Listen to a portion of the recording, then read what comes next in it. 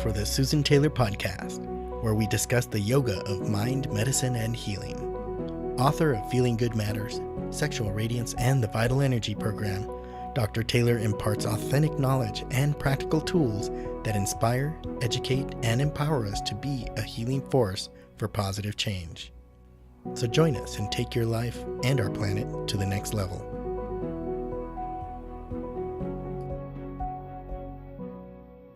Hello, and welcome to episode 13, Mindfulness Works Best with Focus. In today's episode, we're going to talk about mindfulness and what it means. We'll discuss the benefits of having an essential component of concentration, and we'll provide you with 3 tips to get started on the path of focus. I'm really looking forward to speaking about these great topics, so without further ado, let's get started. As I mentioned in last week's podcast, Is Mindfulness Enough? The latest trend in leadership development is mindfulness training, and it's being driven by the latest apps and media distribution. Do the trainings, books, and workshops help participants become more aware with the resilience and compassion, clarity and focus that's needed? These qualities seem to be the foundation of what makes a great leader, as well as a human being that really feels great and vital about life. There have been many research papers published on the benefits of mindfulness, but without much consistency with regard to a systematic procedure and reliability with regard to repeatability in the study design. In addition, there are not many studies specifically designed for leadership training and development. With that said, this does not negate the use of mindfulness for everyone, including executives, householders, teachers, students, anyone for that matter. But we must ask ourselves, what is it that we need to develop as a human being so that we can live life to its fullest? We really want to have here a vital and healthy life. Our approach to meditation and leadership trainings, what we have found most successful in our approach, actually starts with training the mind. We must train our mind for well-being, not ill-being. Being able to train our minds to remain calm, clear, with sustainable focus is really the recipe for living a vital and healthy life, because we know that the energy of our mind is the essence of life. If we want to train our mind to be present in the moment, this is a good goal. But did you ever ask, why is this so important? We know that when we look ahead as the what if this could happen, we do create a possibility for anxiety to arise. Or if we look back, we trigger past regrets and sorrows, where depression can manifest. So being mindful, training our awareness to be present in the moment, that's the way I'm defining it here, is very, very useful. But we must learn to seal our senses and focus the mind to reach our destination. And the reason why I say seal our senses is because our sensory mind is endless. So if we're mindful of our senses, we're going to have endless stimulation. The senses are employed by the mind to experience the outside world. Whenever we are outward oriented, it's our senses that have dragged us out of our inward zone. Being mindful of this is a very good start, but we must learn to seal our senses and focus our mind in order to move inward. It's not enough here to just be mindful of the senses. That's a great start. But we must learn to turn those senses and go inward, and that requires focus. If we don't, our senses will be dragging us around forever. Take taste, for example. It's one thing to be mindful of having a luscious piece of pie. And are you going to be mindful of eating it, even though you know that it will change your blood sugar, just in case, let's say, you're a diabetic? Sure, you're going to be mindful of that. But you must go one step further and make a decision not to eat it if let's say your insulin would get so far off that it would affect your health. So our sensory mind will spin us out of focus and send us heading in the direction opposite of where we need to go. This is why focus can be essential to a practice. Let's take a moment and look at the word focus. Focus is derived from the Latin root focus, which is hearth, fireplace. Also figuratively, home or family. It actually has been said that the word has been used in post-classical times for fire itself. From a scientific perspective, it's the fire principle that is of interest, what I found very, very interesting, because fire is the element that transforms matter into energy, and in a more subtle sense, our will into action. Fire is the only element that requires that we tend to it, right? If you think about it, fire goes out if we don't tend to it. In other words, it needs some form of fuel. Unlike the earth or water or air for that matter, they just exist without being tended to. Our mind works on this principle also. If we tend to being in the present moment, in other words, if we're focused, we keep our fire stoked. Focus brings energy together, and it is what is needed to intensify our vital energy currents. So when you think of focus, think of fire, the hearth, the focal point, the convergence of energy.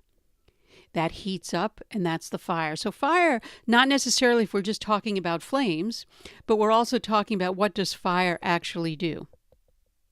On the other hand, when we are out of focus, most likely disturbed or distracted, our fire diminishes, which is reflected in our vital energy.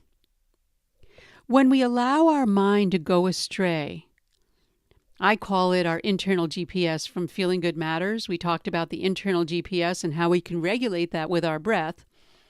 So when we allow our mind to go astray, our internal GPS really needs to be rebooted. This takes abundant energy to do this and bring the mind back to home base. Again, looking at the principle of fire, the focus, as we stop tending to a fire, its brilliance diminishes and can even go out depending on the length of time we're offline. If we master this concept, we will not only have total access to our health and vitality, but we'll have the map to reach our destination. Training the mind to focus requires skill and precision, the same ingredients needed for conducting a scientific experiment. What we focus on is reflected in our mind field, which leaves an impression on our brain. The great news is that we can train our mind to focus and create new brain pathways to support how we manage ourselves. When we master our skill in self-management, then we are fit. Yes, fit. Fit like in fitness. We're fit to manage and lead others. Every person needs to cultivate the skill of focusing inward to develop the self-awareness, which feeds a superb communication and relationship building. Every person needs to cultivate the skill of focusing inward to develop the self-awareness. This self-awareness feeds our communication and relationship skills. Having the ability to put your attention where you want, when you want, and for how long you want is focus, and it requires systematic training. A skill in the current climate that certainly needs attention, since the average attention span ranges anywhere from 8 to 12 seconds. How does focus work?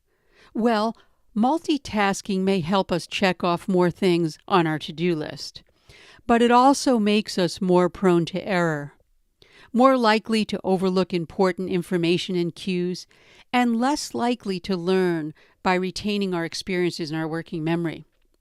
This translates to stress. the decreased ability to problem solve, and also loss of creativity. And to top it off, we may even become lazy due to sloppiness because we're not doing things completely and skillfully. Over the past decade, advances in brain science through neuroimaging have revealed information on how the brain operates. Studies show us how the brain focuses and how distractions hijack parts of our brain. Being that our current environment drives us to distraction, we see that this situation is lessening our human potential. On the other hand, there's a positive view we can take on this. You can train your mind through focusing your awareness to ignore distractions, making you more focused, creative, and productive. The result is a vital brain.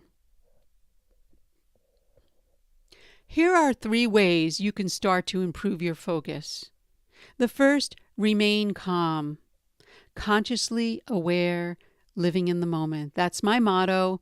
Consciously aware, living in the moment, no matter what.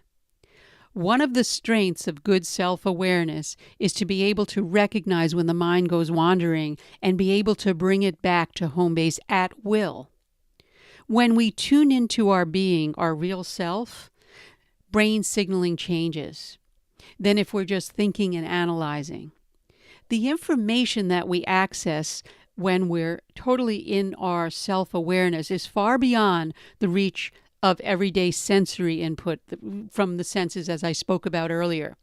This is why those that have self-awareness have the skill to respond rather than react to challenging circumstances.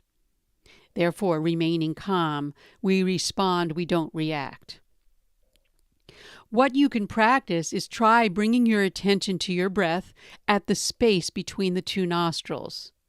Regulating the breath will regulate the mind-body complex with just a few breaths. If this does not work, remove yourself from the issue at hand, take a walk, focus on the breath while walking, and then come back to the situation. So we're going to use breath as the vehicle to help us remain calm. The next point I'd like to make is maintain positive emotions. When our emotions go out of control, we experience physical and mental imbalance. In fact, pessimism narrows our focus, shrinks our mind field. Emotions are processed by the amygdala. That's part of the limbic system of the brain.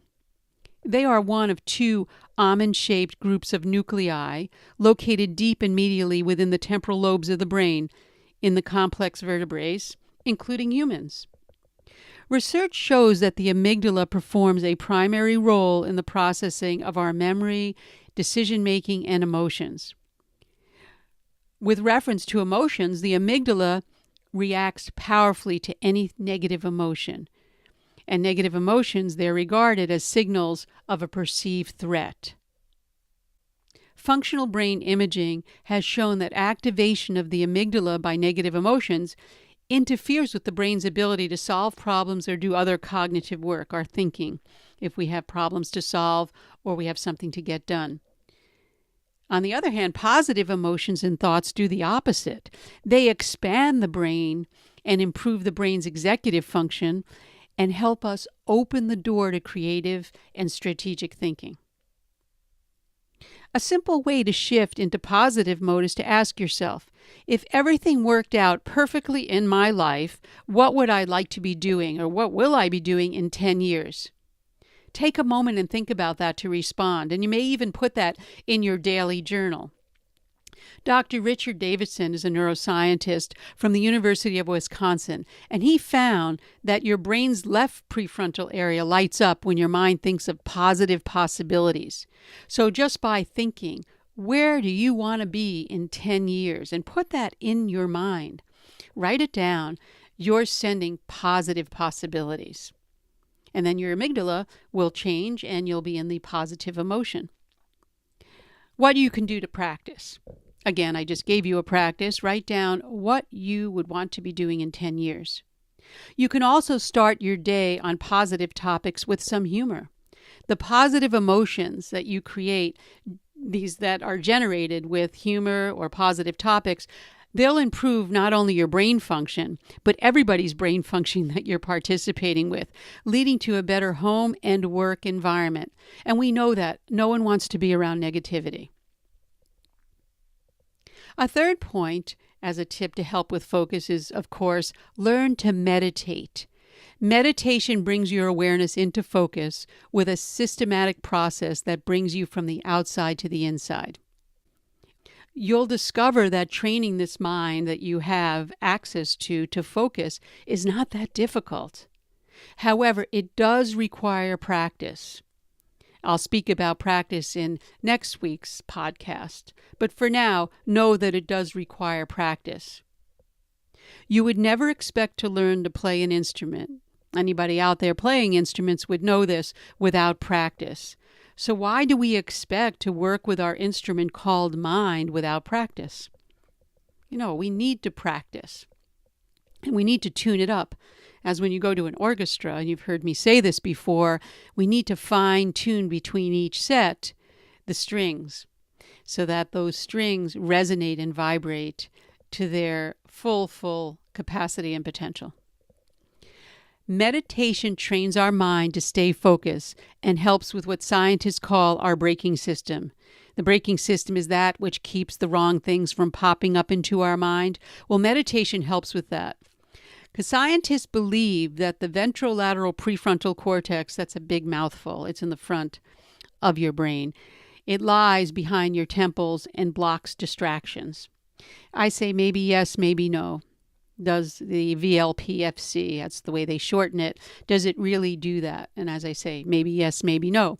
But what we do know is that over time, when you train your mind to focus, you will be able to witness the thoughts and images that cause these distractions. And if you don't feed them by paying attention to them, and you systematically maintain your practice, they won't come up as often. In fact, they won't even come up. The longer you practice for duration, I'm talking over days, not longer within one sitting, but just the consistency will change the way your mind operates and what it attracts in the mind field itself. Brain plasticity allows the neural firings in the distracted areas, for example, the limbic areas, to slow down. And that's what happens when we practice. So the brain does see a difference also.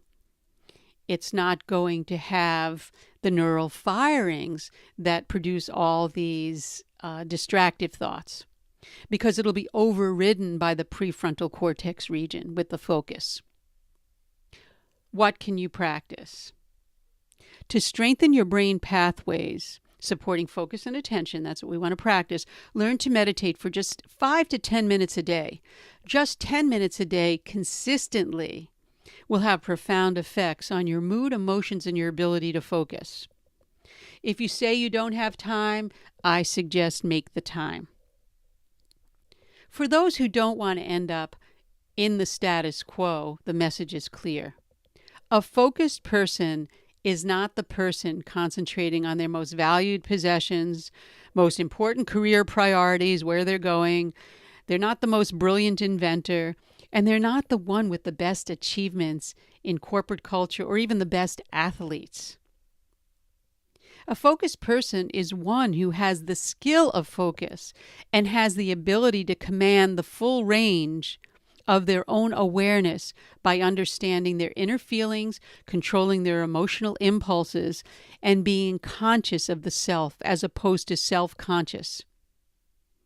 And in addition, to top it off, they're able to understand what others need from them, and they're ready to serve. They can weed out the distractions and also allow their minds to expand widely, free of happenings of the future and regrets of the past. Focused minds flow with ease as opposed to grasping or becoming rigid. The goal here is to train your mind as an instrument that when focused, it will produce the same brilliant vibration and sound as the Stradivarius, the world's finest violin. I encourage everyone to learn the practice of meditation. Take 5 to 10 minutes out of your day, and it will help transform your current state of being into somewhere where we don't even know all possibilities of expansion exist. That brings us to the end of this episode. If you'd like to be notified weekly for new podcasts, please subscribe. The Susan Taylor Podcast is available on iTunes, Google Play, Stitcher, and TuneIn. Also on susantaylor.org, where you can click on the podcast to subscribe. Contact us at susantaylor.org if you have any questions, comments, or feedback. I want to thank all of you for listening. Know that the Susan Taylor Podcast does come out every week. And again, I'm enjoying the comments that I'm getting, so if there's something you want to hear, let me know. Until next time, remain calm.